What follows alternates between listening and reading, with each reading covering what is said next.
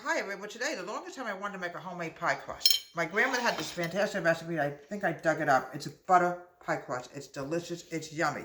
Now keep this in mind, folks. It's not easy to make one. It's very difficult. It's a slow process. So what I'm going to do is I'm going to add in 1 and 1/2 cups of all-purpose flour. No, I'm grabbing the sugar. Okay, that's next. Correction, 2 and 1/2 cups of all-purpose flour. A lot of flour in here. And this is on of an opera that I did back in 1978 called Cavalier, Rusticana, and Pagliacci. Make sure the spoon is clean because it's not easy, folks, to make a homemade pie crust. Grandma used to do it all the time, and I don't know how she did, but it always came out so delicious. I'm adding in sugar. Grandma had a habit of adding in 1 tablespoon of sugar. There we go. Next step is going to be the salt.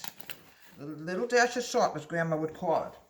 I did an opera back in 1978. Today happens to mark the day I did the show.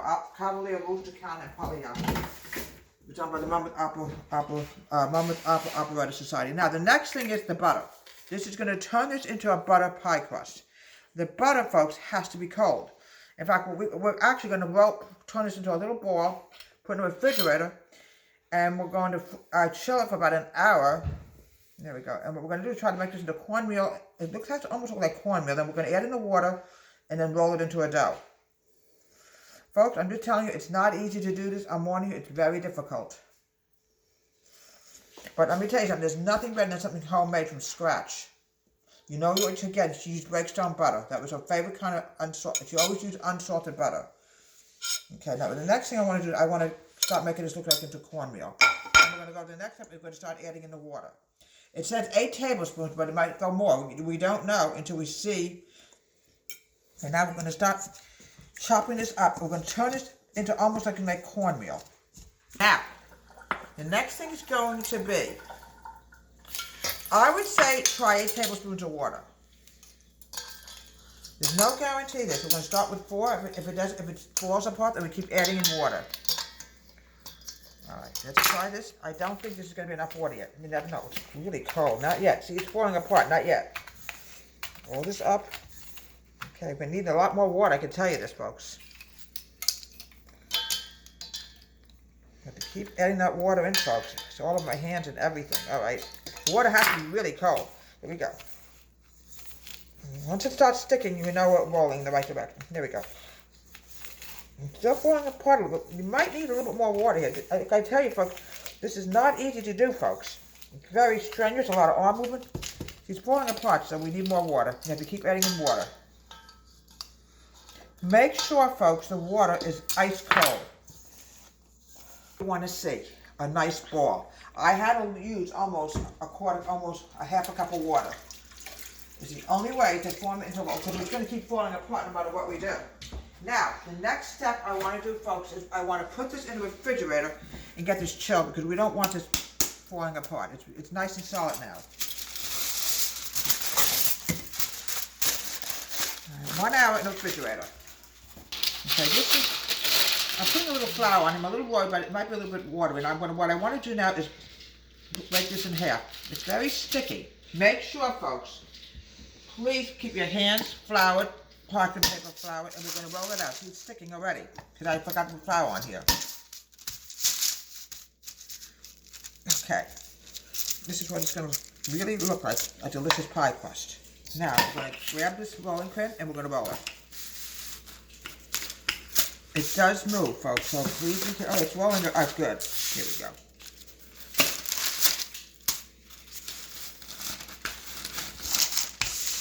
Now the next thing is going to be, I'm going to fill this with, my daughter's holding because this thing moves. I'd rather put it on parchment paper because at least with parchment paper it won't stick.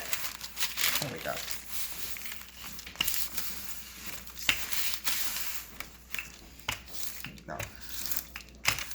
There we go. Excellent. This is a butter crust, folks. Make sure your rolling pin at all times has flour on it, because this will stick like anything. There we go. There we go. What I want to do next, I want to put this in my pie pan and chill this I have to go to the next step. Okay, this looks like it's going to come out, but I got to grab the rolling pin. Many times I've seen people put this over. Okay, here we go. Now, often it will break, not to worry. I didn't know, good. Okay, now, we want to make it look very attractive. We don't want it to look, you know, here we go. Let's get this off. Okay, now we're going to start making it look pretty. But now we're going to go to the next step, folks. I actually saw a professional baker. You have to wrap the dough around the rolling pin to get it in here. Now we have a little empty space here. So what we're going to do now is add a little extra patches. We're going to patch it. See, it's starting to stick already. It means it gets very melted very fast. Okay. There we go.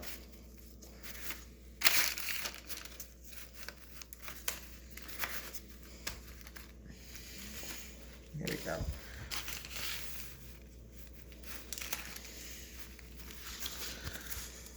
Bad looking letter. I think we matched it. Okay, I think we matched it, folks.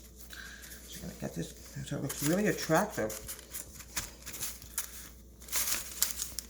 Okay. All right, we're gonna put this in the refrigerator. I'm gonna chill this because I have to go to one more step. We're gonna get the filling done, the blueberry filling. I've already done that, so we don't need to see that. And we're gonna put crumb topping on it, and we have a delicious homemade pie crust today. Look how beautiful this came out. This beautiful, delicious pie crust. Always put some slits in it, even when you're only using a one-layer pie crust. Tomorrow, I'm going to make something with this pie crust.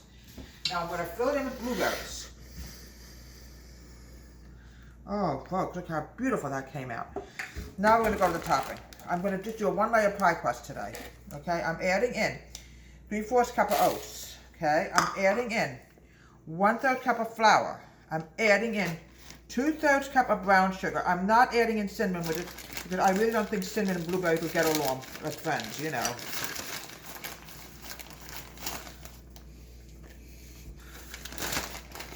Okay. Here we go. I'm just going to grab a quick spoon, mix it together, and we're going to bake this for about an hour. This is a blueberry crumb pie. Tomorrow I'm making something else. I have a little pie crust left over. I'm going to turn that into pie crust cookies. That'll be done tomorrow. It's in honor of a show I did back in 1978, Cavalier, Rusticana, and Pagliacci. One octave. Alright, here we go. It's a little watery now, but don't worry about it, folks. It will get thickened as it goes on in the oven. Here we go. Here we go. You can do the same thing when you make an apple crumb pie. Alright, we're going to pop this in the oven and bake this for a good 4 hours until the pie crust is brown. Folks, this is a homemade pie crust. Look how beautiful that is. It's just a one-layer pie crust today, and down the road, from now on, no more store-bought pie crust. This is a lot better, made out of natural ingredients, butter, flour, sugar. Oh, it's delicious. I made a blueberry crumb pie today. And this is in honor of Cavalier, Rusticana, and Pagliacci from 1978. Deborah, Tom Country Kitchen. Have a great day. Please subscribe to my wonderful YouTube channel.